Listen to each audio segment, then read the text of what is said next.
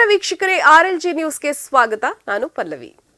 ಇಂದು ಗೋಕಾಕ್ ತಾಲೂಕಿನ ಮಾಲದಿನಿ ಕ್ರಾಸ್ ರಾಜಋಷಿ ಮಹರ್ಷಿ ಶ್ರೀ ಭಗೀರಥ ಮೂರ್ತಿ ಅನಾವರಣ ಪರಮಪೂಜ್ಯ ಜಗದ್ಗುರು ಡಾಕ್ಟರ್ ಶ್ರೀ ಶ್ರೀ ಶ್ರೀ ಪುರುಷೋತ್ತಮಾನಂದಪುರಿ ಮಹಾಸ್ವಾಮೀಜಿಯವರ ಜಯಂತ್ಯೋತ್ಸವ ಸಮಾರಂಭ ಅದ್ದೂರಿಯಾಗಿ ಜರುಗಿತು. ಜ್ಯೋತಿ ಬೆಳಗಿಸುವ ಮುಖಾಂತರ ಕಾರ್ಯಕ್ರಮಕ್ಕೆ ಚಾಲನೆಯನ್ನ ನೀಡಲಾಯಿತು. ವೇದಿಕೆ ಮೇಲೆ ಆಗಮಿಸಿದ ಮುಖ್ಯ ಅತಿಥಿಗಳು ಜನಪ್ರಿಯ ಶಾಸಕರು ಗೋಕಾಕ ಶ್ರೀ ರಮೇಶ್ ಜಾರಕಿಹೊಳಿ ಅವರಿಗೆ ಸನ್ಮಾನ ಮಾಡಿ ಸತ್ಕರಿಸಿದರು. ವೇದಿಕೆ ಮೇಲೆ ಯುವ ನಾಯಕ ಶ್ರೀ ರಾಹುಲ್ ಜಾರಕಿಹೊಳಿ ಹಾಗೂ ಲಕ್ಷ್ಮಿ ಎಜುಕೇಷನ್ ಟ್ರಸ್ಟ್ ನಿರ್ದೇಶಕರು ಕೂಡ ಆಗಮಿಸಿದ್ರು. ವೇದಿಕೆ ಮೇಲೆ ಆಗಮಿಸಿದ ಎಲ್ಲಾ ಗಣ್ಯರು ಸ್ವಾಮೀಜಿಗಳಿಗೂ ಗೋಕಾಕ ತಾಲೂಕಾ ಎಲ್ಲಾ ಗ್ರಾಮ ಪಂಚಾಯಿತಿ ಸದಸ್ಯರಿಂದ ಸನ್ಮಾನ ಮಾಡಲಾಯಿತು.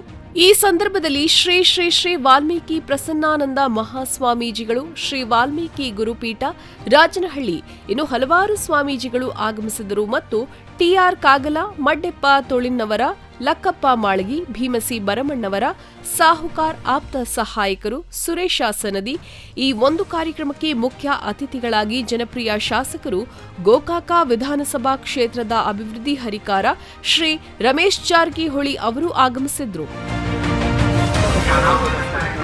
ಶ್ರೀ ರಮೇಶಣ್ಣ ಜಾರಕಿಹೊಳಿಯವರ ಅಮೃತ ಹಸ್ತದಿಂದ ಹಾಗೂ ಎಲ್ಲ ಪೂಜ್ಯರ ಆಶೀರ್ವಾದದೊಂದಿಗೆ ನೆರವೇರುತ್ತದೆ. ಜೋರಾಗಿ ಚಪ್ಪಾಳೆ ತಟ್ಟೋದ್ರ ಮೂಲಕ ಭವ್ಯವಾದ ಮೂರ್ತಿಯ ಅನಾವರಣ.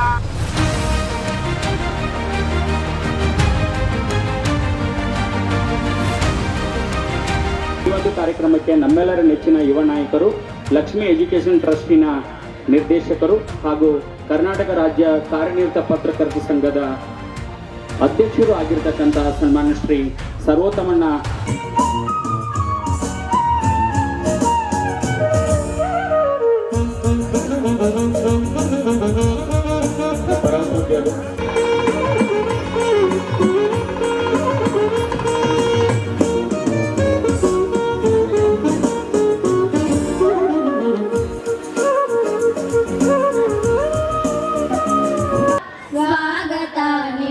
ಸ್ವಾಗತ, ಕನ್ನಡ ನಾಡಿಗೆ ಸ್ವಾಗತ, ಗಂಧದ ಗೂಡಿಗೆ ಸ್ವಾಗತ, ಕನ್ನಡ ನಾಡಿಗೆ ಸ್ವಾಗತ, ಗಂಧದ ಗೂಡಿಗೆ ಸ್ವಾಗತ.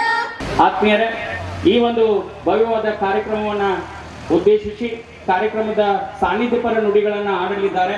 ನಾವು ಟೂರ್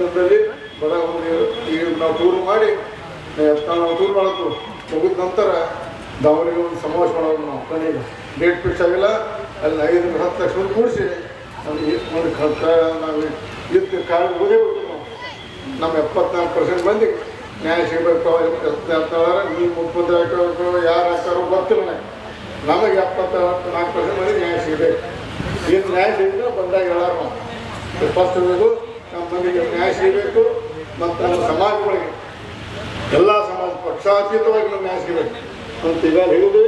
ಸ್ವಾಮೀಜಿ ಆಚರಣೆ ಮುಖಾಂತರ ನಮ್ಮ ದೇವ್ರು ಯಶ ಕೊಡ್ತಾನೆ ಮತ್ತು ನಾವು ಎಲ್ಲಿ ಕೈ ಹಾಕ್ಸೋದು ಯಶ ಕೊಟ್ಟದ್ದು ದೇವ್ರು.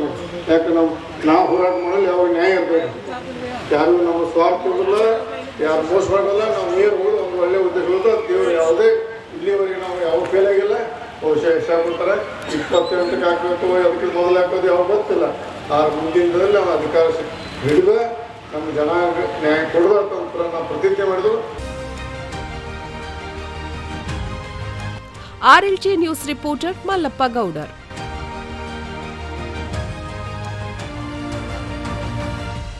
ಇದಾಗಿತ್ತು ಆರ್ಎಲ್ಜಿ ನ್ಯೂಸ್.